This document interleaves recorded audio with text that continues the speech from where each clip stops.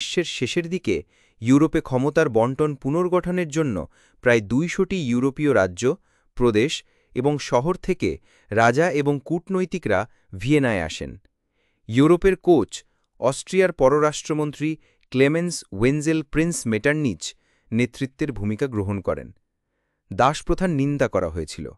Vienna কংগ্রেসে ৫টি বৃহৎ শক্তি Russia, Great Britain, France, Austria এবং প্রুশিয়ার মধ্যে আলোচনায় ক্ষমতার ভারসাম্য প্রকৃতপক্ষে তুলনামূলকভাবে স্থিতিশীল প্রমাণিত হয়েছিল।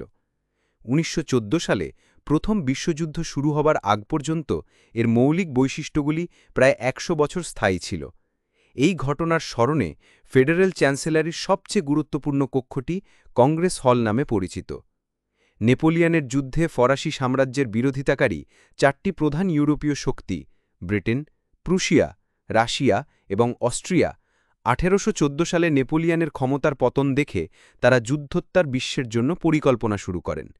১৮১৪ সালের মার্চ মাসের চৌমন্ট চুক্তিতে ১৮১৪ থেকে ১৫ সালের ভিয়েনার গুরুত্বপূর্ণ কংগ্রেস দ্বারা অনুমোদিত সিদ্ধান্তগুলি পুনর্ব্যক্ত করা হয়েছিল। ভিয়েনার কংগ্রেস ইউরোপের কনসার্ট নামে পরিচিত আন্তর্জাতিক সভার একটি সিরিজের প্রথম ছিল, যা ইউরোপে ক্ষমতার ভারসাম্য প্রতিষ্ঠার একটি প্রচেষ্টা ছিল।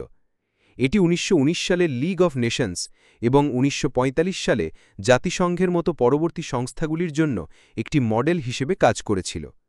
এর মধ্যে ছিল একটি কনফেডারেটেড জার্মানি প্রতিষ্ঠা, ফরাসি প্রোটেক্টরেটগুলিকে স্বাধীন রাজ্যে বিভক্ত করা এবং সংযুক্ত করা, স্পেনের বোরবন রাজাদের পুনরুদ্ধার, ১৮৩০ সালে আধুনিক বেলজিয়ামে পরিণত হওয়া নেদারল্যান্ডের সম্প্রসারণ এবং তার মিত্রদের জন্য ব্রিটিশ ভর্তুকি অব্যাহত রাখা। চৌমন্ট চুক্তি নেপোলিয়নকে পরাজিত করার জন্য শক্তিগুলিকে একত্রিত করে এবং ইউরোপের কনসার্টের ভিত্তি প্রস্তর হয়ে ওঠে, যা পরবর্তী ২ দশকের জন্য ক্ষমতার ভারসাম্য গঠন করে। ইউরোপীয় ক্ষমতার ভারসাম্যের মূলনীতি হল কোনো একক ইউরোপীয় শক্তিকে মহাদেশের একটি উল্লেখযোগ্য অংশের ওপর আধিপত্য অর্জনের অনুমতি দেওয়া উচিত নয় এবং ক্ষমতার জন্য লড়াই করে অল্পসংখ্যক নিরন্তর পরিবর্তনশীল জোট গঠনের মাধ্যমে এটিকে সবচেয়ে ভালোভাবে হ্রাস করা যায়। ভিয়েনার কংগ্রেস নেপোলিয়নের বিশ্ব ভেঙে দেয় এবং নেপোলিয়নের উৎখাত করা রাজতন্ত্রগুলি পুনরুদ্ধার করতে চেষ্টা করে, ফলে একটি প্রতিক্রিয়ার যুগের সূচনা হয়। অস্ট্রিয়ার প্রধানমন্ত্রী ১৮০৯ থেকে ৪৮ সাল পর্যন্ত মেটারনিচ এবং গ্রেট ব্রিটেনের পররাষ্ট্রমন্ত্রী ১৮১২ থেকে ২২ সাল পর্যন্ত লর্ড ক্যাসেলরেডিকের নেতৃত্বে কংগ্রেস শান্তি রক্ষার জন্য একটি ব্যবস্থা স্থাপন করে।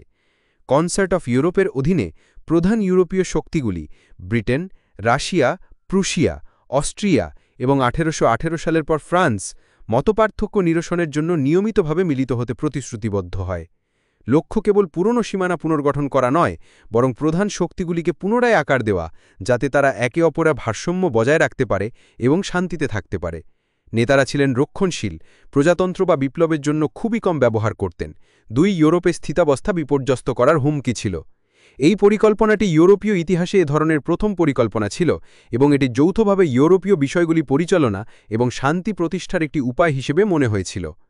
কংগ্রেস ছিল ইতিহাসে প্রথমবার যখন মহাদেশীয় স্কেলে জাতীয় প্রতিনিধিরা একত্রিত হয়ে বিভিন্ন রাজধানীর মধ্যে বার্তার উপর নির্ভর না করে চুক্তি প্রণয়ন করেছিল।